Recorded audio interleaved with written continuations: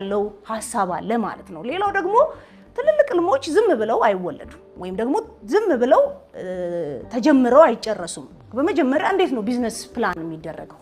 እንዴት ነው ፕላን ተደርጎ በትክክል ያ ቢዝነስ ስኬታማ የሚሆነው ወይም ሰክሰስፉል መሆን የሚቻለው የሚለው ቢዝነስ ፕላን እንዴት እንደሚቀረጽ ራሱ በዚህ ፓኬጅ ስልጠና ውስጥ የምናገኘው በጣም ወሳኝና አስፈላጊ አንዱ ነገር ነው ማለት ነው። ሌላው ደግሞ አብሮነት ላይ የበለጠ ወደፊት መሄድ እንዴት እንደምንችል የሚያስረዳን የስልጠና ይዘት ያለው ታይትል ነው ማለት ነው። ስለዚህ አንዱን የምንረዳበት ነው። ሌላው መሪ የሚባለው አንድ ሰው ምን ነገር ሲያሟላ ነው? የመሪነት መርሆች ምንድናቸው? አንድ ሰው መሪ ሆኖ ተጽዕኖ መፍጠር የሚችለው ምን ነገሮችን ሲላበስ ነው የሚል የመሪነት መርሆችንም በዝርዝር የሚያስረዳን የፓኬጅ ስልጠና ነው ማለት ነው። ስለዚህ በብዛት ሰዎች እንዴት መሪ መሆን እችላለሁ?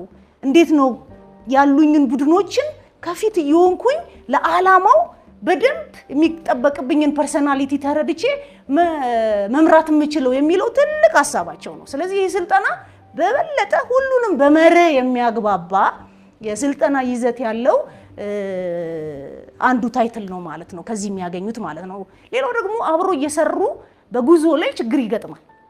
ስለዚህ አብሮ ለአንድ ዓላማ ተነስቶ ሲሰራ እንዴት ችግር መፍታት ይቻላል የሚል ፕሮብሌም ሶልቪንግ የሚል በጣም ወሳኝ ስልጠናም እዚህ ፓኬጅ ውስጥ እናገኛለን። ለምን ዝም ብሎ ኤኒ ትልልቅ ህልም ያለምንም ውጣ ውረድ ያለምንም ችግር ተሳካ ተብሎ የሰማነው ስኬት የለም። ስለዚህ ምንም ሰዓት ተግዳራቶች አሉ።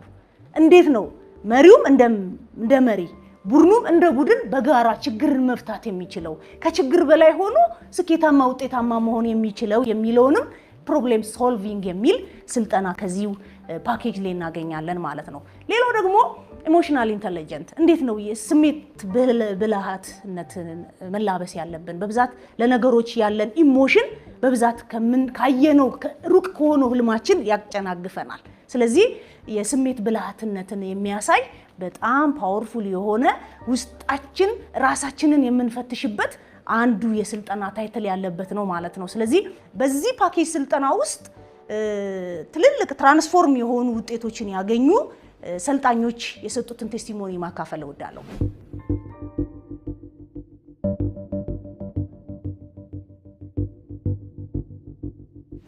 አንድ ኤፍሬም አደፍርስ የሚባል ግለሰብ ለ12 ዓመታት ፐርሰናል ቢዝነስ በመስራት በመጣር በጣም ሰክሰስፉል ያልሆነ ለቢዝነስ ያለው እይታ